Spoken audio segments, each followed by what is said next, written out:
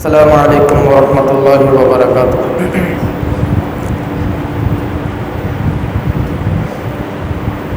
ان الحمد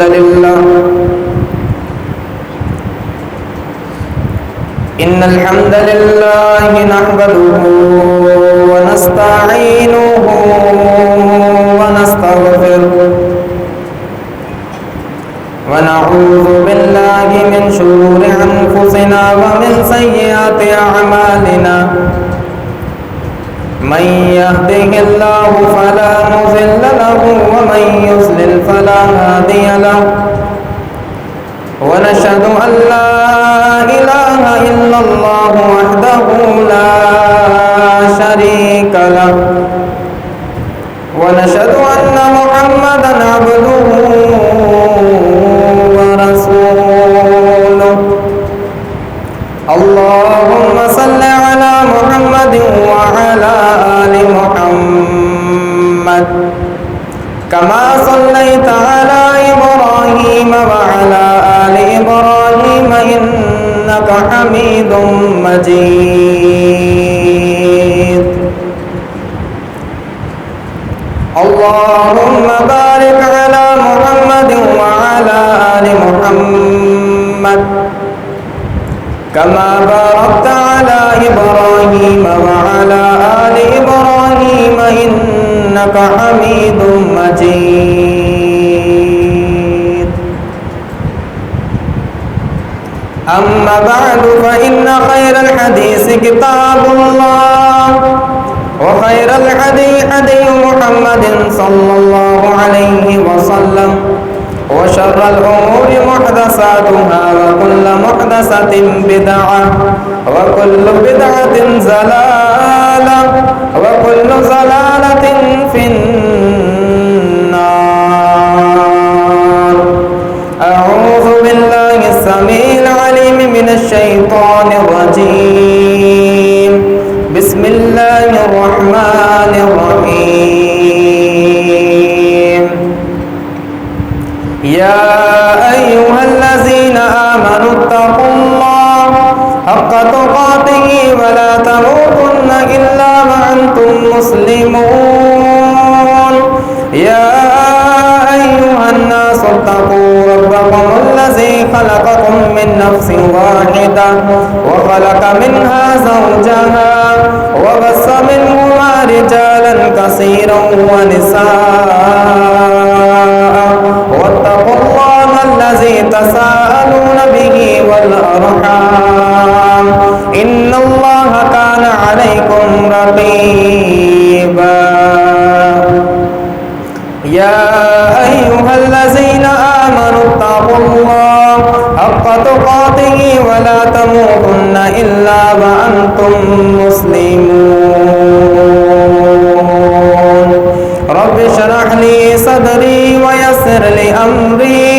واحلل عقدة من لساني يفقهوا قولي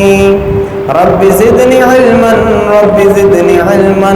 رب زدني علما قال الله سبحانه وتعالى قد أفلح من زكاها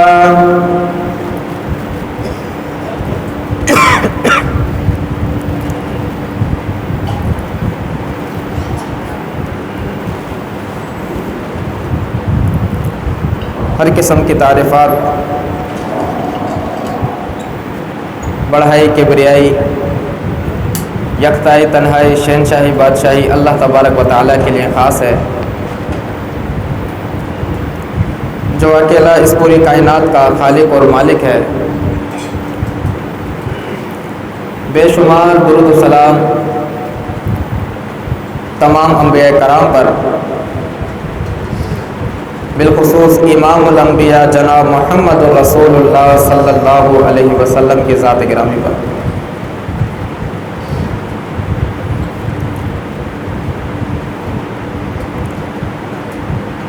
آج کا دن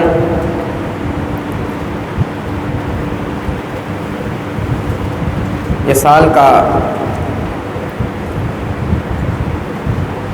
آخری جمعہ ہے اگلا جمعہ انشاءاللہ رمضان کا جمعہ ہوگا۔ رمضان سے قبل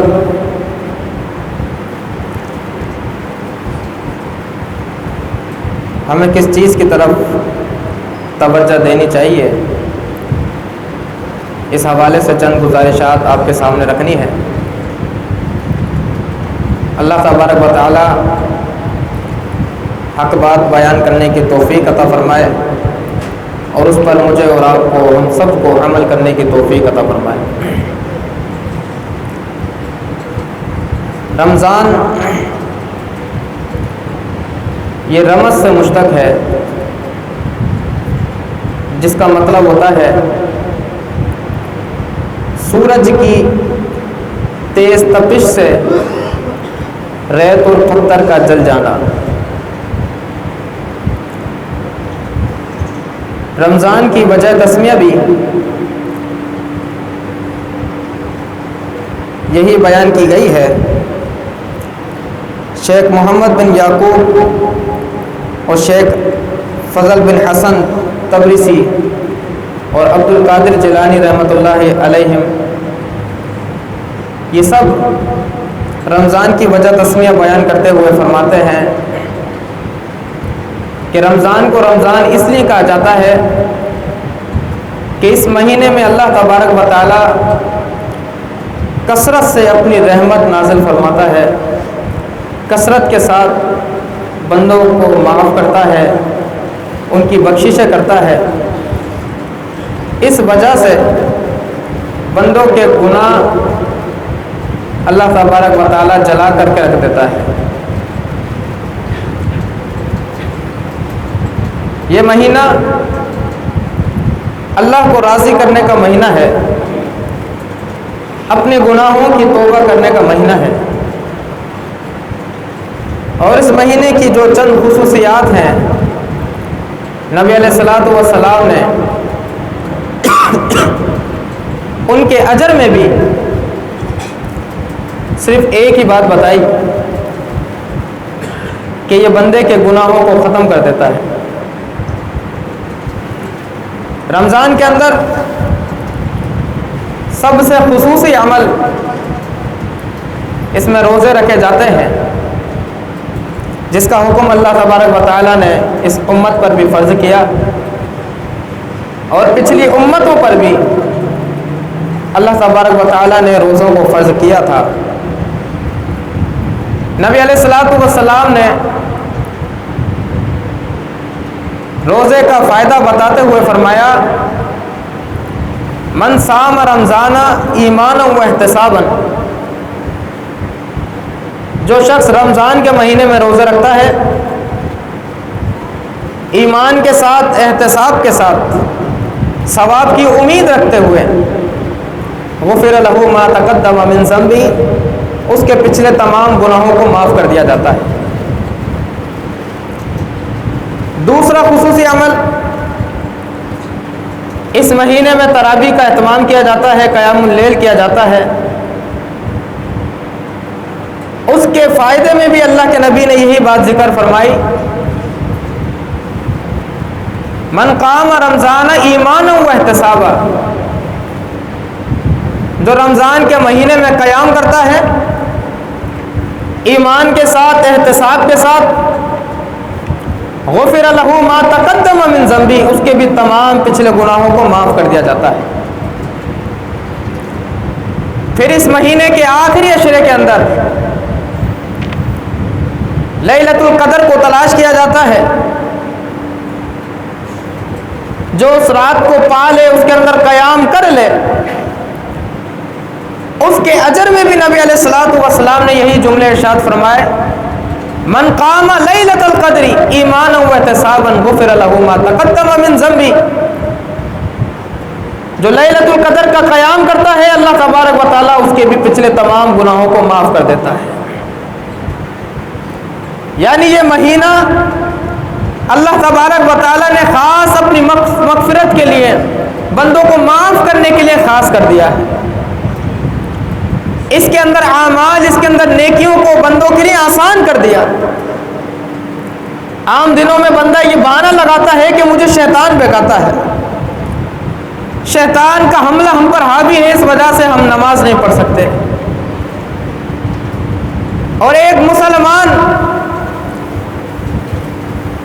اور نبی کا امتی یہ بات کہتے ہوئے اس کو ہچکچاہٹ نہیں ہوتی، شرم محسوس نہیں کرتا، اور مذاق کے اندر یہ بات کہہ دیتا ہے کہ شیطان نماز پڑھنے نہیں دیتا، یعنی اس بات کا وہ علی الاعلان وضاحت کرتا ہے کہ مجھ پر شیطان غالب ہے۔ وہ یہ بات بھول جاتا ہے کہ اللہ تبارک و تعالی نے شیطان سے یہ کہا تھا کہ تو میرے بندوں کو نہیں بہکا سکے گا، اس کے باوجود انسان شیطان کے بہکاوے میں آ جاتا ہے، اس کے ہتھ کنڈوں کے اندر آ جاتا ہے۔ اللہ تبارک و تعالیٰ نے اس مہینے میں شیطان کو ہی ہتھ کڑیاں لگا دی کہ میرا بندہ عبادت کرے تو شیطان اس کو عبادت کے اندر تکلیف نہ پہنچائے، عبادت میں خلل پیدا نہ کرے۔ کوئی انسان کے پاس بہانہ نہیں رہتا۔ یہ وہ مہینہ ہے جو اللہ تعالیٰ نے خاص اس لیے بنایا کہ میرا بندہ مجھ کو راضی کر لے، اور پھر بھی ہم اللہ کو راضی نہ کر پائیں، وہی ہمارے دل کی سیاہی، وہی ہمارا دل کالا رہے، رمضان آئے اور چلا جائے،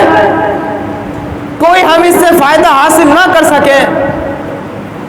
اور رمضان کو صرف ہم اپنے کاروبار کا سیزن سمجھ لیں، اور رمضان آنے سے پہلے اپنے دکان کا مال اسٹاک کر لیں، صرف ہمیں فکر یہ ہو کہ رمضان میں سیزن لگنا ہے، کسی بھی قسم کا اس کا کاروبار ہو،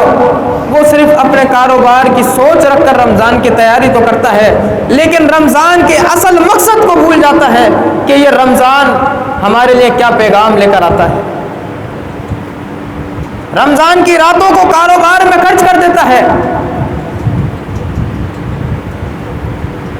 اور اس کے مد مقابل ایک گروہ وہ ہے جو رمضان کے بعد عید کی تیاری میں پورا رمضان خرچ کر دیتا ہے، رمضان کے دنوں میں اپنے گھر کا کام شروع کروا دیتا ہے، گھر میں رنگ روگن ہوتا ہے، عید کی تیاری ہوتی ہے، جس مصروفیات کی بنا پر انسان رمضان کی عبادت سے غافل ہو جاتا ہے، عبادت تو دور کی بات، فرائض سے انسان غافل ہو جاتا ہے۔ کس قدر احمقانہ سوچ ہے۔ اصل مقصد کو اپنانا ہے، جس مقصد کے لیے رب نے ہمیں یہ تحفہ دیا ہے، ہمارے لیے یہ آسانیاں پیدا کی ہیں کہ ہم اپنے رب کو راضی کر لیں، جس مقصد کے لیے اللہ تعالیٰ نے ہمیں اس دنیا میں اتارا ہے۔ ایک لمحہ، رمضان کا صرف ایک لمحہ رب کو راضی کرنے کے لیے کافی۔ نبی علیہ الصلوۃ والسلام نے فرمایا یہ رمضان اگلے 11 مہینوں کے لیے تمہارے لیے کفارہ ہے، اگلے 11 مہینے کے تمہارے سارے گناہ معاف ہو جاتے ہیں، بندہ رمضان کو اپنا لے۔ رمضان کے آنے سے پہلے اپنا تزکیہ کرنا ہے، اپنے نفس کا تزکیہ کرنا ہے۔ سورہ شمس میں اللہ تبارک و تعالیٰ نے ارشاد فرمایا قد افلح من زکاہا، تحقیق وہ لوگ کامیاب ہو گئے جنہوں نے اپنا تزکیہ کر لیا، اپنے دل کو صاف کر لیا۔ یہی پیغام تمام انبیاء کرام کا تھا، جو ان کے دیگر مقاصد تھے، اس میں سے اہم ترین یہ بڑا مقصد یہ تھا کہ وہ اپنی امت کا تزکیہ کیا کرتے، ان کے دلوں کو صاف کیا کرتے تھے۔ کن چیزوں سے ان کے دلوں کو پاک کیا کرتے تھے؟ سب سے پہلی چیز ان کے دل کو شرک سے پاک کیا کرتے تھے، ان کے دلوں کو توحید سے منور کیا کرتے تھے۔ اللہ تعالیٰ نے 1,24,000 کم و بیش انبیاء کرام کو مبعوث فرمایا، سب کی ایک ہی دعوت تھی، اللہ کی عبادت کرنی ہے، اللہ کے سوا کسی کو شریک نہیں بنانا۔ نوح علیہ السلام 950 سال صرف یہی دعوت دیتے رہے، صرف توحید کی دعوت، 950 سال ایک ہی موضوع بیان کرتے رہے، ایک ہی چیز کی طرف امت کو بلاتے رہے، رب کی توحید اور شرک کی نفی کرتے رہے۔ یہ سوچ، یہ فکر کس بنا پر ان کو لائق آتی تھی کہ ساری زندگی توحید بیان کرتے رہے؟ صرف ایک ہی فکر تھی کہ شرک کے ہوتے ہوئے انسان کا کوئی عمل قبول نہیں ہوتا، بظاہر وہ نمازی ہو، حاجی ہو، روزے رکھنے والا ہو، رات کو اٹھ کر قیام کرنے والا ہو، اگر اس کے عقیدے کے اندر رائی کے دانے کے برابر شرک پایا جاتا ہے، اس کے سارے اعمال برباد ہیں۔ اللہ تبارک و تعالی نے سورہ انعام کے اندر انبیاء کرام کی تعریفات کو بیان کرنے کے بعد انہیں اس بات کی تنبیہ کی، وَلَوْ أَشْرَكُوا لَحَبِطَ عَنْهُمْ مَا كَانُوا يَعْمَلُونَ۔ انبیاء کرام سے اللہ تعالیٰ مخاطب ہے، ان کی تعریفات بیان کرنے کے بعد فرمایا اگر تم بھی شرک کرتے، انبیاء کی جماعت بھی اگر شرک کرتی، اللہ تعالیٰ ان کے اعمال کو بھی برباد کرتے تھے۔ سورہ زمر میں خاص نبی علیہ الصلوۃ والسلام سے اللہ مخاطب ہے، فرمایا اے میرے نبی، ہم آپ کی طرف یہ وحی کرتے ہیں اور یہی وحی ہم نے آپ سے پہلے جتنے بھی نبی آئے ان پر کی تھی کہ اگر آپ نے بھی شرک کیا، اگر آپ کے عقیدے کے اندر رائی کے دانے کے برابر شرک پایا گیا تو آپ کے اعمال کو بھی برباد کر دیا جائے گا اور آپ خسارہ پانے والوں میں سے ہو جائیں گے۔ امام الانبیاء، نبیوں کے امام سے اللہ تعالیٰ ہی مخاطب ہے کہ اگر آپ نے بھی شرک کیا تو آپ کے اعمال بھی ہم برباد کر دیں گے اور آپ خسارہ پانے والوں میں سے ہو جائیں گے۔ یہ اللہ تعالیٰ اپنے نبی کے ذریعے پوری انسانیت کو تنبیہ کر رہا ہے، یہ میرے خاص بندے، میرے محبوب بندے، اگر یہ بھی شرک کریں گے تو میں ان کو معاف نہیں کروں گا۔ اور یہ ایسی نحوست ہے، اس کے ہوتے ہوئے انسان کے عمل کو قبول نہیں کیا جاتا۔ تو آئیے رمضان سے پہلے اپنا تزکیہ کیجئے، اس غلط فہمی میں نہ رہیں ہم اہل حدیث ہیں،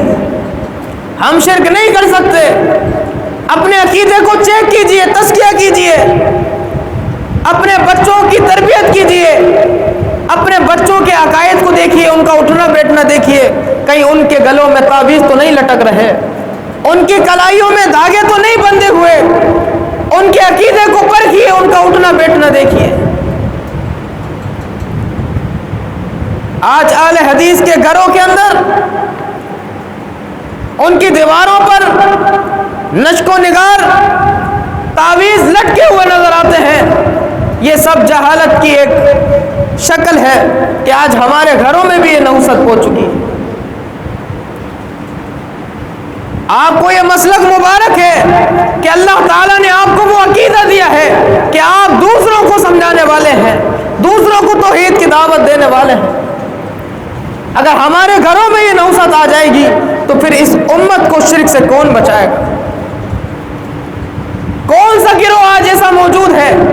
جو امت کو شرک کی نحوست سے بچائے گا اگر اہل حدیثوں کے گھروں کے اندر یہ نحوست داخل ہو جائے گی؟ چھوٹے چھوٹے مسائل کے اندر گھروں میں عورتیں آنے والی مشورہ دے جاتی ہیں کہ زیادہ پریشانی ہے فلاں بابا سے مل لو، اس پریشانی کا حل وہ آپ کو نکال کے دیں گے، اور مختلف قسم کے وسوسے کہ آپ کے گھر پر جادو ہوا ہے، آپ کو فلاں نے آپ پر جادو کروایا ہے،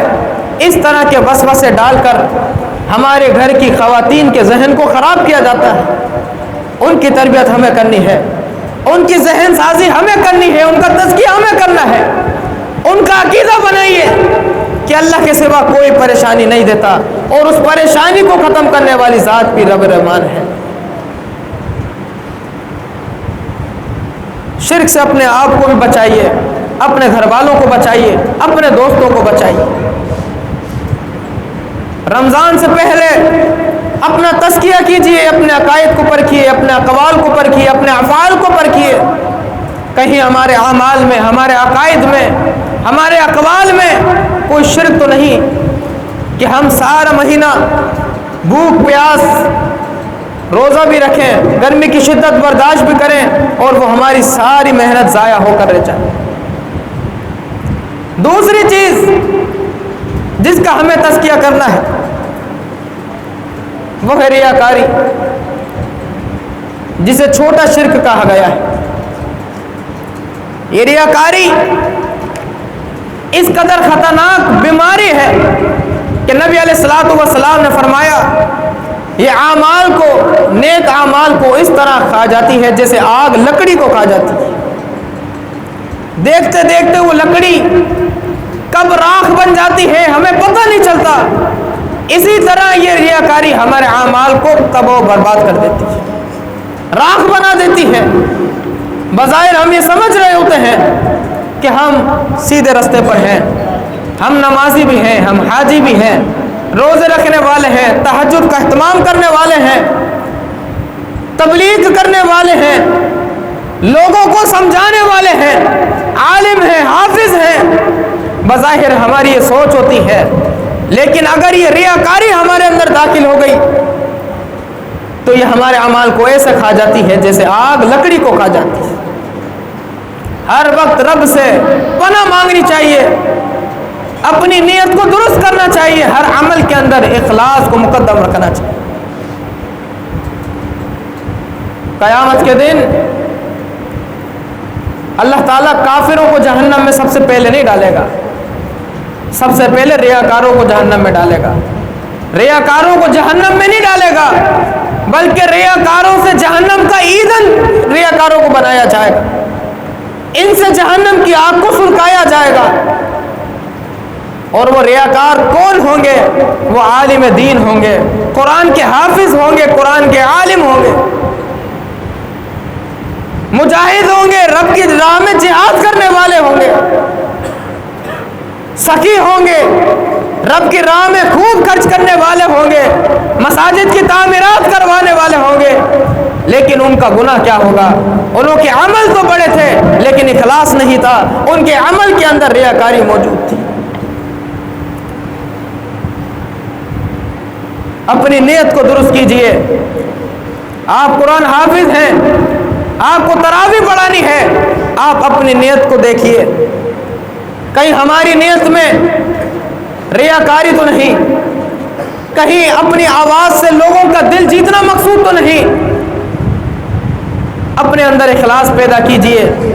اگر آپ چاہتے ہیں کہ ہم رمضان سے کچھ فائدہ حاصل کر لیں۔ آپ کو رب نے توفیق دی ہے، آپ روزے دار ہیں، یہ رب کی توفیق ہے، لیکن آپ کا روزہ رکھنا یہ کسی پر احسان نہیں ہے، نہ آپ کے گھر والوں پر احسان ہے، نہ آپ دکان پہ کھڑے ہیں آپ کے گراہکوں پر آپ کا یہ احسان ہے کہ آپ کا روزہ ہے، آپ بلا وجہ ان پر غصہ کر کے ان پر اپنا روزہ تھوپیں، بات بات پہ جتلائیں کہ میں آج میرا روزہ ہے۔ چھوٹی چھوٹی عبادت بھی یہ بندہ رب کے لیے کرتا ہے، اور اگر اس کے اندر تھوڑی سی نیت تبدیل ہو جائے، علماء کرام نے، سلف صالحین ریاکاری اور اخلاص کے مراتب کو بیان کرتے ہوئے، شرک کے مراتب کو بیان کرتے ہوئے فرماتے ہیں کہ ایک انسان عام وقت کے اندر 10 سیکنڈ کا سجدہ کرتا ہے، اچانک اس کو یہ پتہ چلتا ہے نماز کے اندر کہ میرے استاد مجھے دیکھ رہے ہیں، میرے والد مجھے دیکھ رہے ہیں، میرے دوست احباب مجھے دیکھ رہے ہیں، مسجد کا امام ہے، خطیب ہے، دل میں ارادہ بیدار ہوتا ہے کہ مسجد کے جماعتیوں کی نظر میرے اوپر ہے۔ اب وہ عام روٹین کے اندر 10 سیکنڈ کا سجدہ کرتا تھا، اب اس نے اپنے سجدے کے اندر نکھار پیدا کرنے کے لیے 5 سیکنڈ مزید بڑھا دیا، اب 15 سیکنڈ کا وہ صاحب سجدہ کر رہے ہیں، بقیہ کہ وہ 10 سیکنڈ تو اس نے رب کو سجدہ کیا ہے، بقیہ 5 سیکنڈ اس نے اللہ کے سوا غیر اللہ کو سجدہ کر دیا۔ اللہ کو چھوڑ کر اس نے غیر اللہ کو سجدہ کر دیا۔ بظاہر انسان سمجھ رہا ہے میرا ماتھا کعبۃ اللہ کی طرف ہے، میں رب کو سجدہ کر رہا ہوں، لیکن نیت کے بدلنے پر، ریاکاری کے داخل ہونے پر، اخلاص کے جانے پر اس نے غیر اللہ کو سجدہ کر دیا۔ اپنے اندر اخلاص کو جتنا ہو سکے بھرپور پیدا کیجئے اگر آپ چاہتے ہیں کہ آپ رمضان سے بھرپور فائدہ اٹھائیں، آپ چاہتے ہیں آپ کے رمضان کی عبادات قبول ہوں، تو اپنے اندر اخلاص پیدا کریں، اپنی نیکیاں کسی کے سامنے ظاہر نہ کریں، کسی کو جتلائے نہیں۔ آج رمضان کے اندر اعتکاف کیا جاتا ہے، ہم نے اعتکاف کو ایک رسم بنا دیا، جبکہ کتنا پیارا عمل ہے۔ انسان علیحدگی اختیار کرتا ہے، 10 دن جو تعلق اس کا رب سے قائم ہوتا ہے، پورے سال وہ تعلق ہم قائم نہیں کر پاتے، لیکن ان مبارک گھڑیوں کو بھی ہم کیسے ضائع کرتے ہیں۔ اعتکاف کی حالت میں دعوتیں چلتی ہیں، دوست اور احباب کا آنا جانا، ملاقاتیں، حتیٰ کہ فون پہ رابطے ہوتے ہیں، پھر ایسے اعتکاف کا کیا فائدہ؟ آپ عبادت بغیر اعتکاف کی بھی کر سکتے ہیں، اس سنت کا مذاق اڑانے کا ہمیں کیا فائدہ حاصل ہوتا ہے؟ کوشش کریں چھوٹی چھوٹی یا بڑی عبادات جو بھی میسر ہو رمضان میں خالص اللہ تبارک و تعالیٰ کی رضا مندی کے خاطر ہمیں کرنی ہے، بھرپور اخلاص کے ساتھ رمضان گزارنا ہے، رمضان کے روزے رکھنے ہیں رب کو راضی کرنے کے لیے، تراویح کا اہتمام کرنا ہے رب کی رضا مندی کے خاطر، لوگوں کو افطاری کروانی ہے، مساجد میں دعوتیں دینی ہے، لوگوں کی سیر و افطار کروانی ہے، تو اس کے اندر ہمارے دل کے اندر کوئی ریاکاری پیدا نہ ہو۔ کوشش کریں آپ کا نام بھی نہ آئے، اگر آپ کا مقصود یہ ہے کہ میرا رب مجھ سے راضی ہو جائے تو آپ بغیر اپنے نام کے لوگوں کو افطاری کروائیں، لوگوں کو سحری کروائیں، بہت بڑا عمل ہے۔ اللہ تبارک و تعالی ہمیں ان باتوں پر عمل کرنے کی توفیق عطا فرمائے اور بھرپور ہمیں اخلاص کے ساتھ رمضان گزارنے کی توفیق عطا فرمائے۔ تیسری اور اہم چیز جس کا ہمیں رمضان میں اہتمام کرنا ہے اور لوگوں کو اس کی دعوت دینی ہے، آسان انداز کے ساتھ، جہاں ہو سکے آسان انداز کے ساتھ اس کی دعوت دینی ہے۔ رمضان گزارنا ہے اطاعت رسول کے ساتھ، بلکہ ساری زندگی ہمیں نبی علیہ الصلوۃ والسلام کی پیروکاری کے اندر آپ کی اطاعت کرتے ہوئے گزارنا ہے۔ سورہ محمد آیت نمبر 33 میں اللہ تبارک و تعالیٰ نے مومنین سے مخاطب ہو کر فرمایا یا ایھا الذین آمنوا اطیعوا اللہ واطیعوا الرسول، اے ایمان والو اللہ کی اطاعت کرو اور رسول اللہ کی اطاعت کرو صلی اللہ علیہ وسلم، ولا تبطلوا اعمالکم، اور اپنے اعمال کو برباد نہ کرو۔ یعنی جو شخص نبی علیہ الصلوۃ والسلام کی پیروی کو چھوڑ کر کسی شخص کی پیروی کرتا ہے، سنت کے خلاف کوئی عمل کرتا ہے، ولا تبطلوا اعمالکم، وہ اپنے اعمال کو برباد کر رہا ہے۔ بظاہر وہ سمجھ رہا ہے یہ میرا بڑا پیارا عمل ہے، یہ میرا دین کا عمل ہے، اسے دین سمجھ کر کرتا ہے، لیکن اس کا تعلق اگر سنت سے نہیں ہے، نبی علیہ الصلوۃ والسلام سے ثابت نہیں ہے، تو وہ اللہ کو قبول ہے، نہ وہ دین ہے بلکہ وہ عمل مردود ہے۔ اللہ تعالیٰ نے فرما دیا ولا تبطلوا اعمالکم، اپنے اعمال کو برباد نہ کرو۔ رمضان کے اندر مختلف قسم کی بدعات جو ہم ہر رمضان میں دیکھتے ہیں، جو مسلسل چلتی آ رہی ہے۔ رمضان کا سب سے خاص عمل روزہ، اس کی ابتدا ہی سنت کے خلاف کی جاتی، نیت کے ایسے الفاظ زبان سے ادا کیے جاتے ہیں جو کسی سنت سے ثابت نہیں، کسی حدیث سے ثابت نہیں کہ نبی علیہ الصلوۃ والسلام نے اپنی امت کو، اپنے صحابہ کو وہ الفاظ سکھلائے۔ اور اب تو ان کے بعد علماء نے اس چیز کا اعتراف بھی کر لیا کہ ہم یہ الفاظ اس لیے کہتے ہیں کہ زبان کے تکرار سے نیت میں پختگی آ جاتی ہے۔ انسان روزہ رکھ رہا ہے، اس کو معلوم ہے جبھی وہ سحری کر رہا ہے، اس کے دل میں نیت ہے، اور جس نیت کے الفاظ اللہ کے نبی نے ہمیں نہیں سکھلائے، جو دین کا حصہ نہیں ہے، اسے ہم اپنی طرف سے نہیں بنا سکتے۔ اور جو لوگ وہ الفاظ اپنی زبان سے کہتے ہیں، ان کا کہنا یہ ہے کہ یہ الفاظ اپنی زبان سے ہم اس لیے کہتے ہیں کہ دل کے ارادے کے ساتھ ساتھ زبان کے تکرار بھی ہو جائے تو نیت کے اندر پختگی آ جاتی ہے۔ کیا یہ بات نبی علیہ الصلوۃ والسلام کو معلوم نہیں تھی؟ صحابہ کے دل میں یہ بات پیدا نہیں ہوئی، یہ سوال پیدا کیوں نہیں ہوا کہ آج ہم ان الفاظوں کو ایجاد کریں، جبکہ نبی علیہ الصلوۃ والسلام نے دین مکمل کر دیا؟ یہی وجہ تھی اللہ کے نبی اپنے ہر خطبے کے اندر بدعت سے متعلق تنبیہ کرتے تھے۔ ہر خطبے کے اندر نبی علیہ الصلوۃ والسلام اپنے صحابہ کو دین کے اندر اضافہ کرنے سے منع فرماتے تھے۔ کل بدعت ضلالہ وکل ضلالۃ فی النار۔ ہر خطبے کے اندر نبی علیہ الصلوۃ والسلام تنبیہ کرتے تھے کہ ہر بدعت گمراہی ہے اور گمراہی کا ٹھکانہ آگ ہے۔ روزے کی ابتدا ہی سنت کے خلاف، پہلے نیت کے ساتھ سنت کی مخالفت، اس کے بعد روزہ رکھنے کے وقت میں مخالفت، 5-5 10-10 منٹ پہلے روزہ رکھنا، اور پھر اسی طرح 5-5 10-10 منٹ کے بعد روزہ افطار کرنا، جبکہ نبی علیہ الصلوۃ والسلام نے یہ بات واضح کر دی کہ میری امت جب تک خیر پر قائم رہے گی، جب تک سحری کے اندر تاخیر کرے گی اور افطاری کے اندر وہ جلدی کرے گی۔ اس سے مراد یہ نہیں کہ سحری کا وقت ختم ہونے کے بعد بھی تاخیر کرتا رہے اور اذان ہونے سے پہلے ہی روزہ افطار کر لے، بلکہ تاخیر اور جلدی کرنے کا مطلب یہ ہے کہ اول وقت کے اندر جو وقت نبی علیہ الصلوۃ والسلام نے بتلایا ہے، اس وقت کو پاتے ہی روزہ رکھ لیتا ہے اور اس وقت کے آتے ہی روزہ افطار کر دیتا ہے۔ یہ امت کی بقا، امت کی خیر کے لیے یہ عمل ہے جس کو آج احتیاط کے نام پر ترک کر دیا گیا کہ احتیاطاً ہم پہلے روزہ رکھ لیتے ہیں، احتیاطاً ہم بعد میں روزہ کھولتے ہیں۔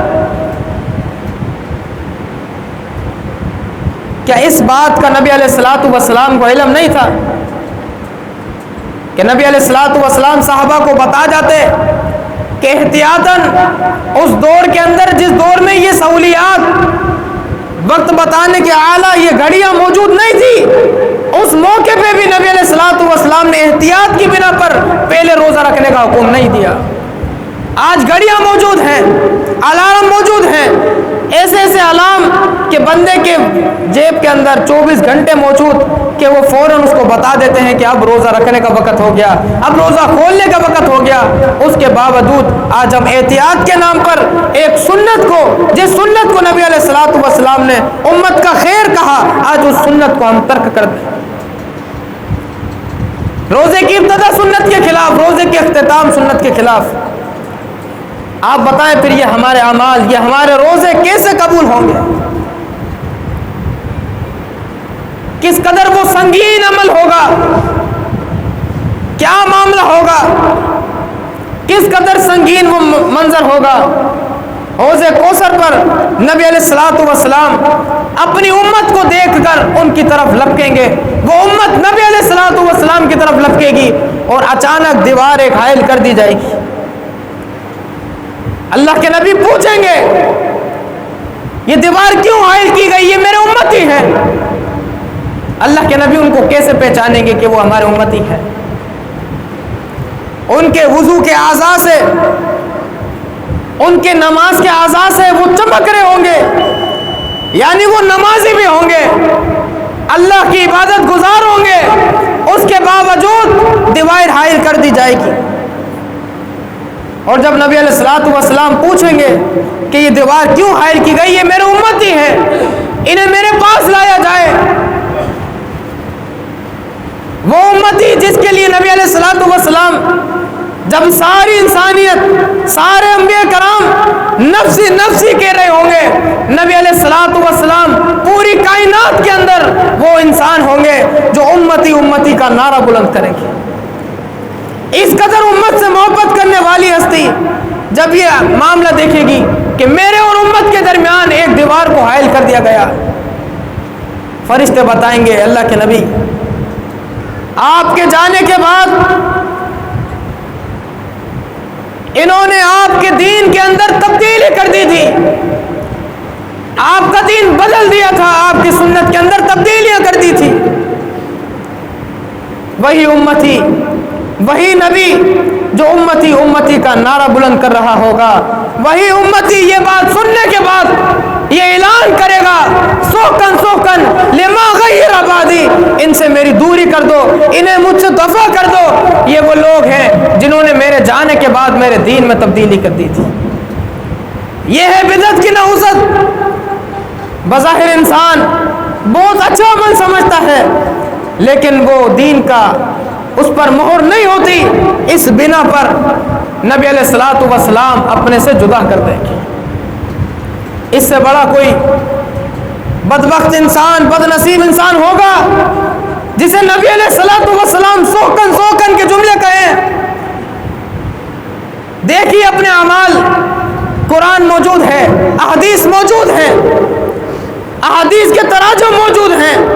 آپ مہاجر ہیں، اردو زبان جاننے والے ہیں، اردو میں ترجمے موجود ہیں۔ آپ سندھی زبان جاننے والے ہیں، سندھی میں تراجم موجود ہیں۔ عربی زبان جاننے والے ہیں، عربی میں موجود، فارسی میں موجود۔ جس زبان سے آپ کا تعلق ہے اس زبان میں جا کر نبی کا دین پڑھ سکتے ہیں۔ اپنے اعمال کو پرکھیے، آپ کے پاس وقت ہے، رمضان سے پہلے پہلے اپنے اعمال کو سنت کے مطابق کر لیں۔ دیکھیں ہماری نمازیں سنت کے مطابق ہیں کہ نہیں۔ وہ نماز جس نماز کے بارے میں نبی علیہ الصلوۃ والسلام نے فرمایا تھا صلو کما رأیتمونی، نماز ایسا پڑھو جیسے میں نے پڑھی ہے۔ اگر آپ کی نماز ویسی ہے تو یہ نماز بھی قابل قبول ہے، نہیں تو نبی علیہ الصلوۃ والسلام نے یہ بات واضح کر دی، من عمل عملا لیس علیہ امرنا فہو رد، وہ عمل مردود ہے جس عمل پر نبی علیہ الصلوۃ والسلام کی مہر نہ ہو، جو عمل نبی کی سنت سے ثابت نہ ہو، وہ عمل قابل قبول نہیں ہے۔ نبی علیہ الصلوۃ والسلام نے اس کو عمل کو مردود کہا ہے، وہ عمل مردود ہے۔ آئیے دیکھیے اپنے عمل کو پرکھیے کہ کون سا عمل سنت کے مطابق ہے، کون سا عمل سنت کے خلاف ہے۔ کب تک ہم دنیا کے معاملات کے اندر کس قدر غور و فکر کرتے ہیں۔ معمولی سی سبزی خریدنے کے لیے 10 جگہ اس کے ریٹ معلوم کرتے ہیں، اس کی کوالٹی پوچھتے ہیں، ہاتھوں میں اٹھا اٹھا کر چیک کرتے ہیں، اس کے بعد وہ چیز خریدتے ہیں۔ لیکن جہاں بات دین کی آتی ہے، جہاں بات دین کی آتی ہے، جس کی بنیاد پر میرا اور آپ کا کل قیامت کے دن حساب و کتاب ہونا ہے، جس بنیاد پر، جس مقصد کے لیے مجھے آپ کو دنیا میں بھیجا گیا، جس مقصد کے لیے اللہ تعالیٰ نے دنیا میں بھیجا گیا، اس مقصد کو ہم ایسے ترک کر دیتے ہیں، اس کو ایسے معمولی لیتے ہیں کہ جیسا چل رہا ہے چلنے دو۔ ہمارے ماں باپ بھی ایسے تھے، ہم بھی ایسے ہیں،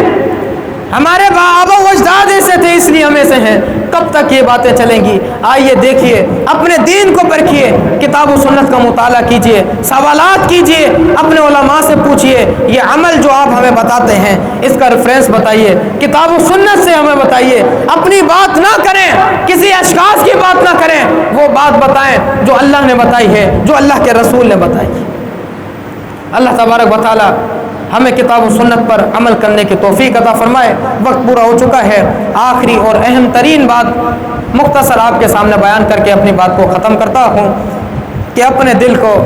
صاف کیجیے۔ نبی علیہ الصلوۃ والسلام نے فرمایا التقویٰ ہا ہونا، التقویٰ ہا ہونا، التقویٰ ہا ہونا۔ تقویٰ انسان کے دل کے اندر موجود ہے۔ اگر دل کے اندر کسی کی نفرت ہو، کسی کا کینہ ہو، بغض ہو، حسد ہو، کسی سے اختلافات ہو، تو آپ کے عمل قبول نہیں ہوں گے۔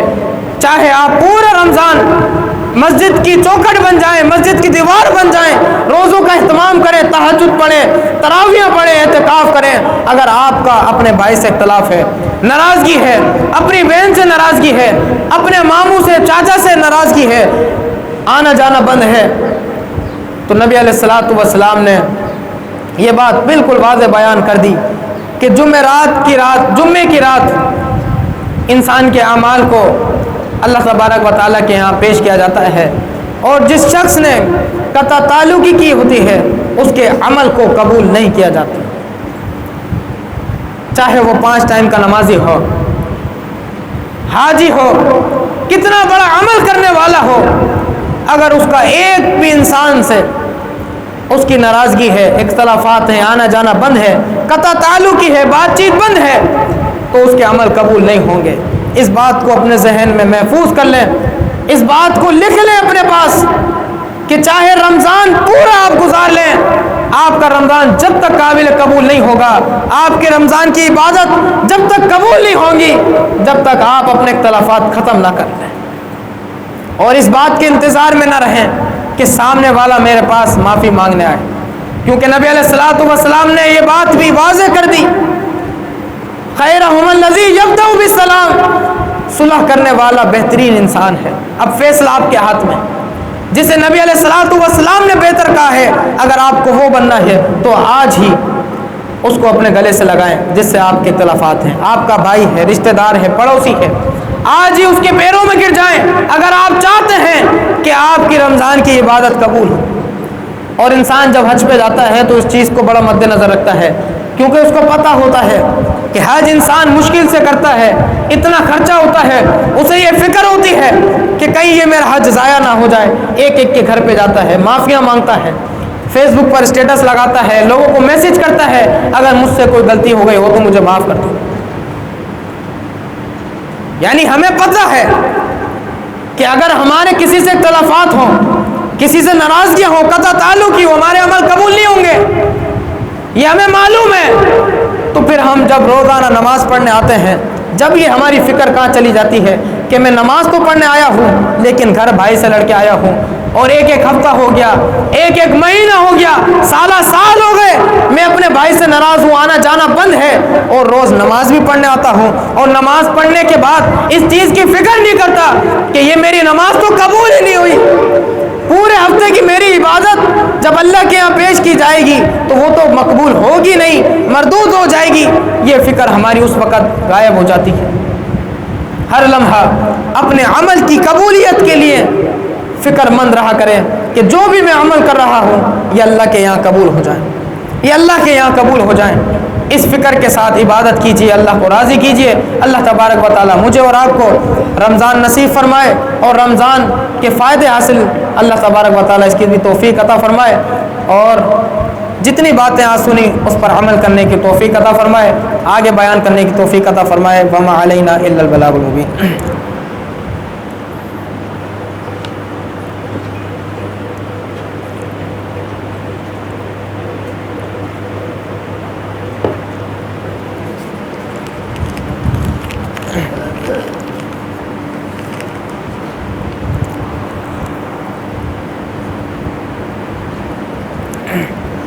إن